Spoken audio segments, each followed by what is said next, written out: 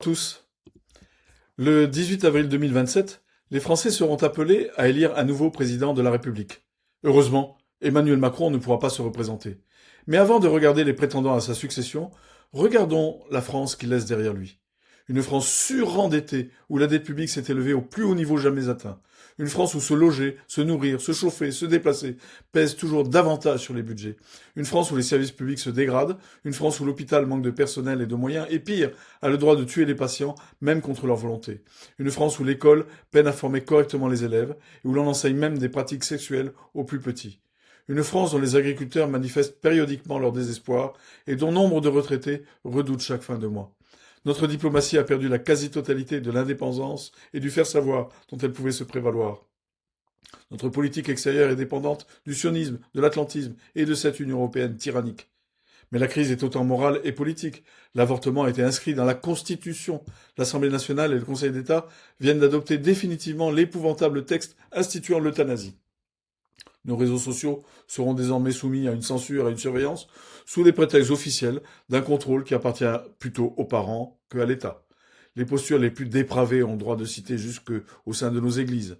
Le soutien irrationnel et incroyablement dispendieux de plusieurs dizaines de milliards à l'Ukraine participe grandement de l'appauvrissement des Français.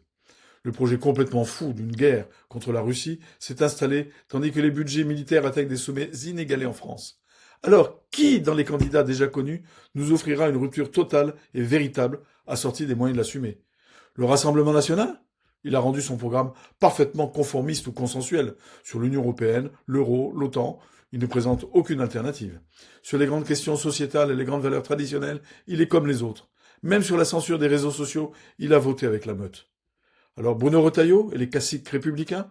Une droite d'apparence conservatrice, certes, mais qui demeure issue d'une famille politique ayant gouverné la France pendant des décennies sans jamais remettre fondamentalement en cause les mises en place dont elle dénonce aujourd'hui les conséquences. Et qui a fait allégeance, elle aussi, au sionisme et à l'atlantisme et à la franc-maçonnerie. Son opposition n'est que de façade. Édouard Philippe ou Gabriel Attal, souvent nommés dans les couloirs. Mais comment imaginer une rupture radicale avec le macronisme lorsqu'on en fut Premier ministre? Et pas si bon. Et puis comment ces personnes, dont certaines ont maille à partir avec la justice, peuvent-elles assumer de résoudre les problèmes laissés par la Macronie? Raphaël Glucksmann et la gauche social-démocrate. Leur européisme, leur atlantisme assumé et leur absence totale de valeurs chrétiennes appartiennent précisément au système qui rend les Français malheureux. Jean-Luc Mélenchon et la France insoumise. Mais derrière la rhétorique de la rupture demeure une gauche radicale, héritière d'une tradition totalement révolutionnaire, dont la conception de la société, de l'immigration, de la laïcité et des rapports sociaux est aux antipodes des besoins de paix des Français.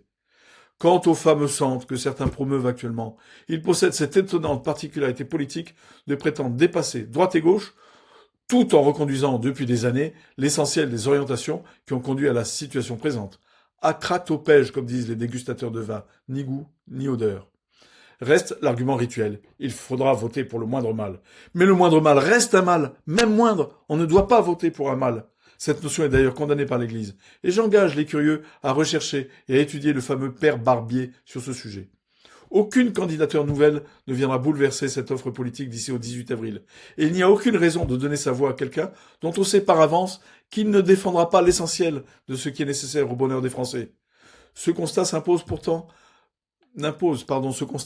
pourtant ni désespoir, ni passivité, ni retrait de la cité.